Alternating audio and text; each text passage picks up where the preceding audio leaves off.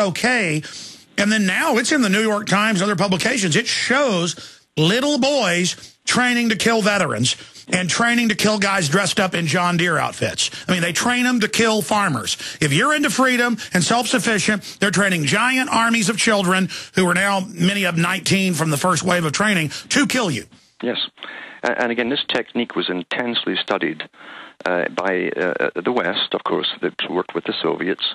And the Soviets always say that you go for the child first and you make sure they're yours. It's quite easy, again, to indoctrinate a child, and they are yours for life. I've got the old newscast where it showed the tax police are orphans, and they train kids from age 5 up to 20 to beat people up for the tax money. Yes, and also the CIA, of course, were instigating in Cambodia. And we know what they did there. They trained, it was the young children they gave the machine guns to, and to blast. Let's talk about that when we come back. Yeah, just the Boy Scouts are being taken over. Guys, type in during the break. Girl Scouts and Brownies trained to fight terrorists. And then the little girls are trained to spy on mommy now. But it's for the homeland after all. It's for Uncle Chertoff and Mr. Napolitano. We have the partnership announced a few years ago with the Girl Scouts and Homeland Security, the preparedness patch. And then if you read deeper into it, you then discover it's spot terrorist and train to fight terrorist. But the girls are mainly the good little spies. And, of course, then I have footage from 1998 in Hebron, Maryland, and other places in Police State 2000 of young children training to go in their parents' houses, can come back and report to regular Marine Corps. This is on video, what guns they own. And since then, we've seen drills in Arcadia, Iowa, you name it, that literally have mind control in them. The article says they're training with the local gun shop owner with the 670-something residents to go door-to-door looking for guns they're going to pre-hide in a drill for civil emergency and, you know, for domestic operations. Then they have the drill. I talk badly of it. And they say in the news, I'm a conspiracy theorist because I don't like it. Alan Watt, that's the new level of control where they admit we're right, but then say we're a conspiracy theorist for not liking it. Yeah, they're using herd instinct, and they talk about this too, how most folk want to comply with government. Most people do, unfortunately. And for those who comply, whatever you do that's against government is therefore bad, naturally. So goody two-shoes, and they're all trained to be goody two-shoes. They're trained at school, of course, in groupthink too, where there's no dissension. You all must come to a common agreement. And so everyone wants to be the same as everyone else. And government is good. They've watched all the movies. How many movies are out there to do with Homeland Security, stopping spies, all fast-paced dramas, Eagle Eye, all these kind of things. And they think this is fantastic, youngsters. And apart from that, though, too, there's a lot of pre-programming went on, predictive programming.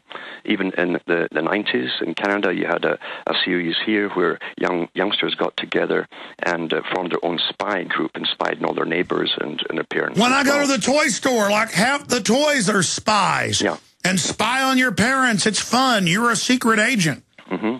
And this is the same technique that they use again. By the way, almost all the toys, I never see them that say USA or anything. It's always UN, Defense Force. But the G.I. Joe guys don't have smiles on their faces now. They've all got like, looks. Yeah. Well, Plato said it. He said that if something works in a generation, whatever formula works to make the culture go one way, as long as you know the formula, you can reintroduce it down the road. It will always work again. This is the same techniques the Soviets used with the Young Communist League, where parents daren't say anything in front of their children wearing their communist uniforms. Same in the Nazi system. Parents were terrified when their children joined the Hitler Youth, and they were told to spy on their parents and turn them in. It will always work with children, and they know this at the top. You know, they're the masters of war. They've been doing this for centuries.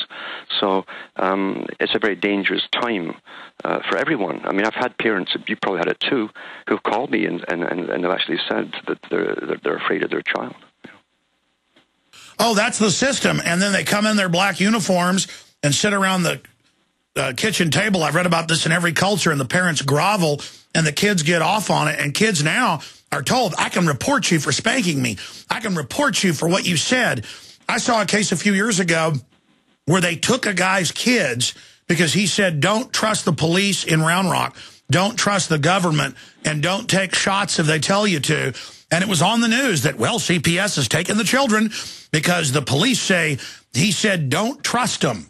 I mean, that was on the news. Yeah. And, boy, I later heard those kids were absolutely in hell because once they were with the little pedophile rapers, they found out, you know, people find out once they get in the clutches. You thought mommy and daddy were bad? Now you're going to meet a pot-bellied rapist. Yes. And George Orwell also put this in 1984, his book and the movie, where the youngsters are dressed up with little outfits, and they're maybe around 7 years old, and they're saying to Winston, oh, you're a thought criminal. You're a thought criminal, aren't you? We're going to report you. And so they go around terrifying everyone who's an adult. And this is the way they're getting raised in school. And so, see, America itself, and every other country too, is divided in many different sections, and part of it is between young children and even older children. They've got a different indoctrination. So there's about 3 or 4 indoctrinations on the go at the same time with different generations, and that's part of the problem. But it's been orchestrated this way, and it's all managed this way by those who oversee the whole system. So, well, take the TSA pedophile training force. I mean, all these psychologists have come out and said, oh, it's training kids. That's how a pedophile will touch to test to see if the kid will go along with it. This is totally screwing kids up. They're grabbing the women's breasts, going in the pants, radiating everybody. And, of course, we knew this was the plan, but now they're going on the streets, the highways. It's clearly a program to train us.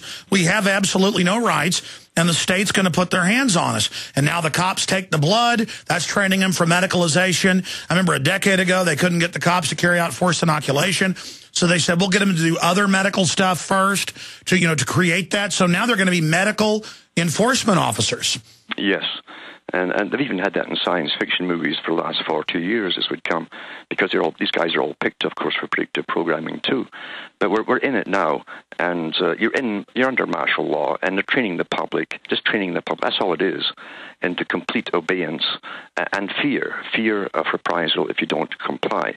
It's incredible. Even the situations in the main stations, the train stations in New York, places like that, with the screens everywhere, running these little promos about Homeland Security, and we have 200 agents right now amongst you right now in this place. And you might only trust government, only telescreens at Walmart and Mall of America and town squares, like out of a dystopic nightmare science fiction movie. Watch everyone, only trust us. What's your neighbor doing? Your children being trained. That's right. Little discount credit cards given to them. Oh, report on your parents. And I have those promos. I've played them. Mm-hmm. And they're doing it all with a completely, totally straight face to everybody. It is so incredibly diabolical, and they're pushing it into overdrive right now. Why is that? They're pushing it in overdrive because they have talked about more riots, but they have further plans to crash us again economically, and to get us down to the proper level of austerity. You see. You still have it too good right now. You can still afford an ice cream once in a while.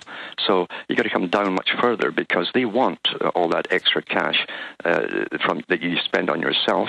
But more importantly, they can buy you. Once you're totally broke back in your hierarchy of needs and are starving, you'll do whatever you're told. Food is a weapon, of course, and I've said that at the Ministry of Agriculture of the United Nations that they're willing to use.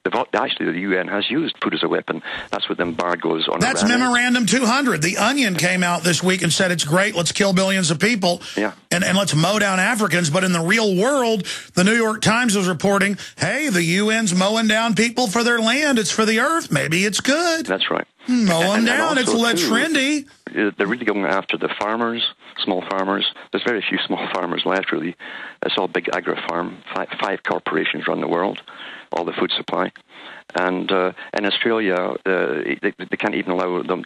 They're creating national parks, and they're telling the farmers to get their cattle off them. So there's going to be no meat for the ordinary folk in the future. That is the plan, too, is vegetarian society. Oh, no, I have a news out of England today where they're teaching kids they're going to eat bugs for protein. That's right.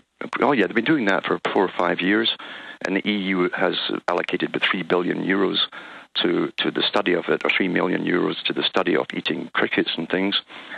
And then you have the Hollywood stars. There's one major Hollywood star who says her children just love these cricket sandwiches. And they always find someone because the people follow the stars, right? So this is the future, is complete and utter austerity. And then you go back 2 or 3 years and you find the head of the Green Party who said, oh, you know, everybody obeyed in World War II. They had very little money. They didn't mind. We're going to have carbon rationing cards, and now they're announcing them. That's it. So I said this in 2001. That's what you'll see. Everything that goes with warfare, you will see at home, including refugees eventually being moved around the country. Yeah, and it'll be, we got to put these homeless people in the sports stadium. That's already begun in Tampa and in Northern California, Central California, in Sacramento. You can't have homeless out at night. They got to be locked up. And, we got to arrest the dissenters. They're causing problems. Yes. And so they are ready for it's not really a planned rebellions they're ready for. They don't believe they're going to be a planned rebellion, but they do believe there'll be spontaneous riots as people who are at the bottom of the ladder get hit even harder. And then they'll use them to say, see, we got to raise the taxes on the rich. That means somebody making $50,000 a year or $100,000 to pay them, and then all the money siphoned off to the foreign banks. But the unwashed masses don't know because they literally, and I've talked to some of the general public, they can't talk now. The language is gone. Yeah. And if you bring up a serious issue, they begin to laugh at you with a pre-programmed response. That's right. Every response that you see from anyone out there has been either in a comedy or a movie or some soap or whatever. No, they're not their own person. They live in a playland of Arrested Development that the psych warfare chiefs talk about, and they'll repeat something that they think makes them look blingy. Instead of actually being intelligent, it's just all a big fake. And like the yuppies watch the news that's propaganda and repeat it like they're real smart. Oh, yes. Oh. Yeah. Well, that's what Brzezinski said. The public will be unable to reason for themselves. All they'll be able to do is to repeat last night's news to each other. And that was in the 70s he said that. So we're here. We've been here for a while. And men try to impress each other on talk radio about how upset they get for their team. And they just sit around like men 5,000 years ago would talk about defending their village with the same concern, against marauders. It's just like, yeah, man, I tell you, we got to have the Giants win, or I don't know what I'll do. Meanwhile, their kids being fed GMO, they're going to be sterile. They're going to get cancer at age 17 probably. Total death, and the numbers are increasing. We're being murdered. And you talk to that man, they'll look at you and just laugh because you're not manly. You're not manly, Alan Watt. You don't know how to stand around and go, ooh, football, ooh, yeah. While poison's put in our water and food. I mean, you're just not a man. That's it. That's it. They're all conditioned. But they will obey government. They will obey government. These guys will bug their eyes out at you and have their shirts cut off. And I'm not saying there's anything wrong with that, folks. The point is, you see them in the grocery store or whatever, walking around trying to act all sinister. You see these tough guys, when they see a cop, they look like a dog, like groveling, almost rolling. Government. They're just total cowards. Yeah, they are. And again, they can only act as a mob, So the problem is, as I say, though, that the big boys are ready for all of this. They've planned it. They probably will even set off the riots themselves, spark them off when it's time. And that's the usual thing. They don't wait until people do something. They generally do it because they have the plans and timetables. And then, of course, they'll turn around and say, see, there are crazy folk amongst you out there who are going to riot, and so we need even more security. Well, in England, which we'd all predicted, the police stood down, and it turned out a lot of those riots were organized, pushed by the media. Oh, yeah. Oh, yeah. And mind you, too, see, every organization is infiltrated, and in every area, they have their instigators living amongst them, by the way. And they go out and drink with them, all these young guys. Hey, before I knew how bad it was, I don't know, 6, 7, 8, 9 years ago, a few times I worked with a few people locally who later I found out were sabotaging, lying, doing everything you could imagine. And it was, I mean, it had to be professionally being done. And